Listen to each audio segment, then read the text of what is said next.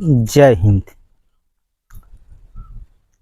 साथियों, मैं ग्राम प्रहरी चौकीदार। आज हमारे चौकीदार निरंतर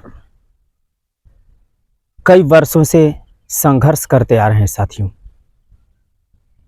लेकिन आज तक उन्हें सरकार के लोगों से, सरकार से सिर्फ आश्वासन मिला है। आश्वासन के सिवा और कुछ नहीं मिला है। तो साथियों, इस पर आप लोगों से एक मैं विस्तृत जानकारी चाहता हूं, जो आप लोग हमें कमेंट के माध्यम से बता सकते हैं। साथियों, क्या इस बीजेपी सरकार में क्या चौकीदारों की जो मांग है क्या वह पूरी होगी? मुझे नहीं लगता कि इस सरकार में हम चौकीदारों का मानदेय कुछ अच्छा होगा। साथियों, कई बार निरंतर धरने पे धरना आप लोगों के समक्ष रखा गया। हम लोग जंतर मंतर पहुँचे, लखनऊ इको गार्डन में पहुँचे और कई विधायक सांसद को हम लोग अपना मांग पत्र सौंपे, लेकिन आज तक उसका कोई निष्कर्ष नहीं निकला। साथियों, आखिर जब सरकार की ऐसी रवैया रही तो फिर एक गरीब दबे कुचले लोग किसके पास जाएंगे अपनी फरियाद लेकर? यहां तक कि हाई कोर्ट में भी मुकदमा चला, उसका भी कोई रिजल्ट हम लोगों के समक्ष नहीं आया। धरना पे धरना निरंतर हर साल कहीं ना कहीं धरना होता रहता है, मगर हम लोगों को मानदेय के रूप में 1 रुपया भी नहीं बढ़ता है। साथियों, जो आज इन चौकीदारों के मात्र 2500 रुपये मानदेय इस 2026 में भी मिल रहा है। साथियों, कई बार ऐसा सुनने में आया कि चौकीदारों को भी मानदेय में बढ़ोतरी की जाएगी, लेकिन वह बढ़ोतरी कब होगी? आज मेरी नियुक्ति 2006 से हुई है, लेकिन 2006 से लगाई 2026 हो गया, लेकिन अभी आज तक हम लोगों को माननीय मुख्यमंत्री जी के द्वारा 2019 में मात्र 1000 रुपया बढ़ाया गया है, जो यह 2500 तक पहुंचा है। सरकार कहती है, सरकार के लोग कहते हैं कि सरकार बहुत बढ़िया कार्य कर रही है। मैं मानता हूं कि सरकार अच्छा कार्य कर रही है, लेकिन इन चौकीदारों को क्यों भूल गई है कि चौकीदार भी इसी उत्तर प्रदेश के राज्य में रहते हैं, इनके भी परिवार हैं, इनके भी बाल बच्चे हैं, मगर सरकार कागजों में उनके अनेक घोषणाएं होती हैं, लेकिन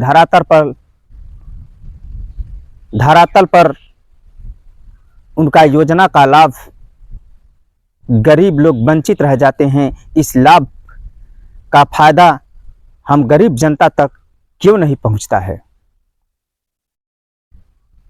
चौकीदारों को कहने के लिए पुलिस अधिकारियों के द्वारा भी कहा जाता है कि चौकीदार नींव के पत्थर हैं, और मुख्यमंत्री जी आपने भी कहा था कि चौकीदार नींव के पत्थर हैं,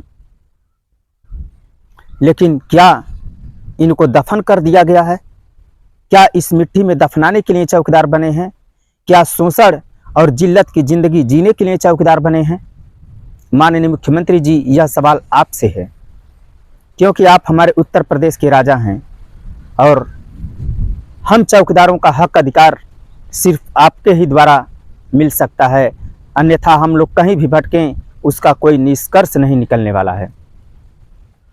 क्या जो मांग पत्र हम लोग जिलाधिकारी महोदय को देते हैं, सांसद महोदय को देते हैं, विधायक जी को देते हैं, क्या वह मांग पत्र आप तक पहुंचती है या नहीं? यदि पहुंचता है तो उसका जवाब इन चौकीदारों को क्यों नहीं मिलता है?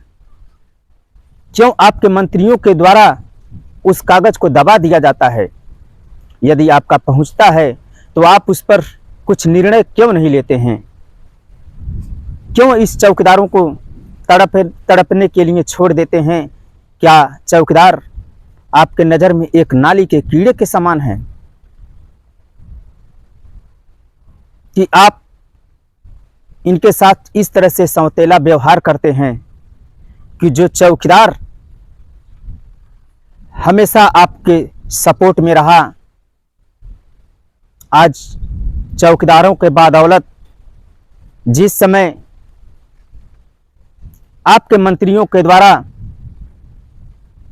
भारतीय जनता पार्टी के कार्यालय पर चौकीदारों को 2017 के चुनाव के पहले बुलाया गया था, वहां पे आश्वासन भी दिया गया था, जो भूपेंद्र यादव उसके जीता जागता साबुत हैं, जो आपके मंत्री हैं,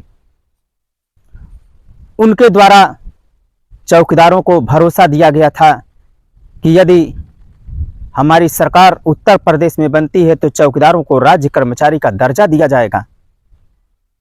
यदि सरकार नहीं बनती है तो माननीय प्रधानमंत्री नरेंद्र मोदी जी से रिक्वेस्ट करके चौकीदारों को कम से कम 10,500 रुपये दिलवाने का काम किया जाएगा। क्या वह घोषणा कहाँ गया? कहाँ गया आपका वो जो गरीब जनता से आपने वादा किया? उसी समय से चौकीदार आपके पक्ष में आ गए, लेकिन चौकीदारों को क्या पता कि आप इनके साथ इस तरह से व्यवहार करेंगे। चौकीदारों को कीड़े मकोड़ों की तरह आप इन्हें इसी तरह से छोड़ देंगे। जिस तरह से बद से बदतर जिंदगी इनकी बनती जा रही है, ये सिर्फ आपके शासनकाल में। चाहे आप मुझे जेल ही क्यों ना भेज दें, मैं हर चीज मंजूर है, लेकिन मैं सोचता रहा, विचारता रहा कि चौकीदारों के मुद्दे पर क्या वीडियो बनाऊं, लेकिन मैं देख रहा हूं कि हमारी सरकार कई योजनाएं टीवी पर प्रसारित कर रही हैं, लेकिन चौकीदारों का नाम कहीं भी नहीं आ रहा है। सिर्फ चौकीदारों को एक गुमराह करने के लिए, चौकीदारों को हौसला उपजाई करने के लिए आपके अधिकारियों के द्वारा कहीं टॉर्च दे दिया जाता है, कहीं साइकिल दे दिया जाता है और कहीं कंबल वितरित कर दिया जाता है। क्या इसी में चौकीदार खुश रहेंगे? लेकिन आपके द्वारा वह घोषणा क्यों नहीं की जाती है जिस चीज की चौकीदारों की जरूरत है? इतने अल्प वेतन में किस तरह से चौकीदार अपने परिवार को पालेंगे? किस भरोसे पे आप पर हम विश्वास करें कि आप चौकीदारों के भी लिए कुछ करेंगे? माननीय मुख्यमंत्री जी, आपने बड़े बड़े भाषण दिए, हर चीज आपका अच्छा लगता है, लेकिन क्या यह छोटे कर्मचारी चौकीदार हैं जो अंग्रेजों को बनाए गए हैं, क्या आप इनको इसी तरह से जिल्लत की जिंदगी जीने के लिए क्या छोड़ देंगे? आपसे और कुछ क्या कहूं, मैं तो आपका एक तुच्छ सेवक के समान बनने की भी लायक नहीं हूं।